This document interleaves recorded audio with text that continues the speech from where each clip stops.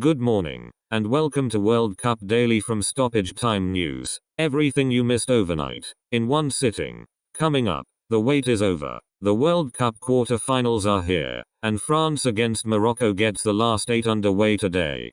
FIFA's refereeing chief comes out swinging in defense of his officials. And on the wire, Newcastle go big, a £51 million deal agreed, and a hands-off warning over their captain. It's Thursday the 9th of July. Let's get into it. Arthur here, and for once the overnight scoreboard is blank.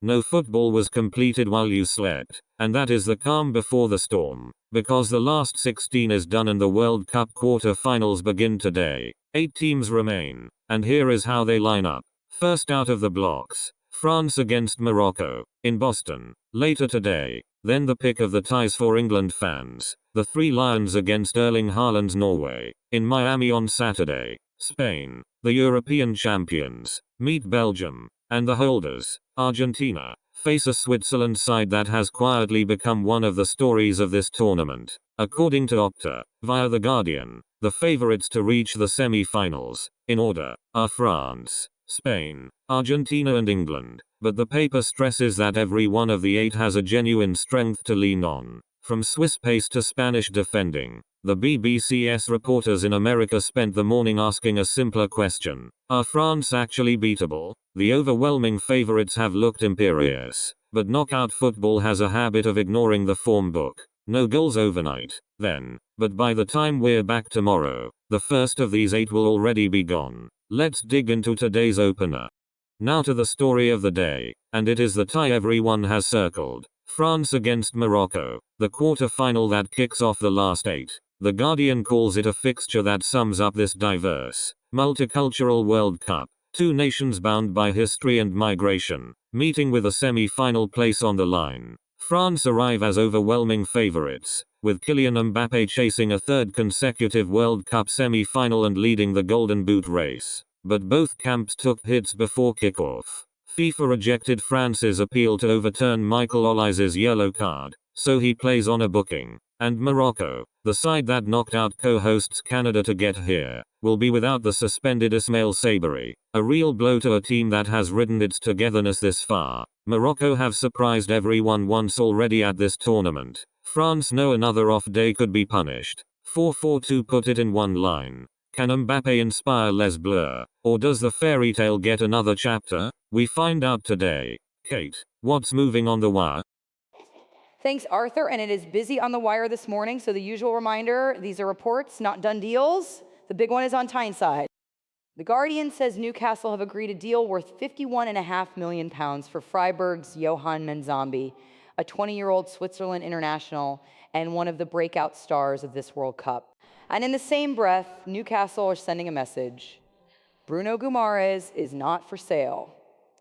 CaughtOffside reports Arsenal are cautiously optimistic about a £75 to £80 million move for the Brazilian, but the Magpies have already knocked back 2 offers and do not want to sell.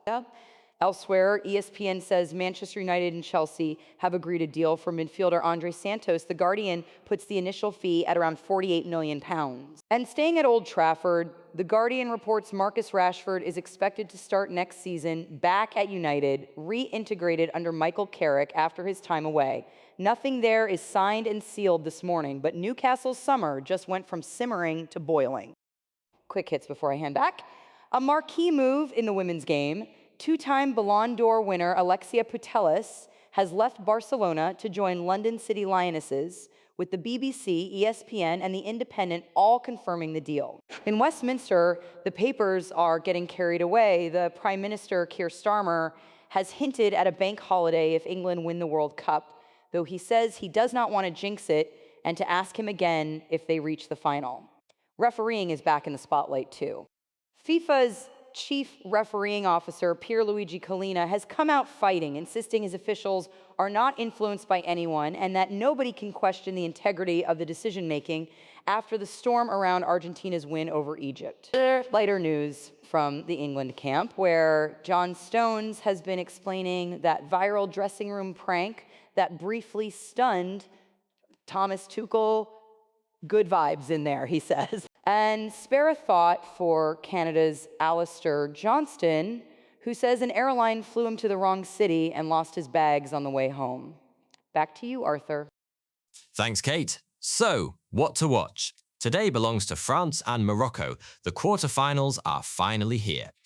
Then the one England have been waiting for, the Three Lions against Norway and Erling Haaland in Miami on Saturday. The build-up is already spicy.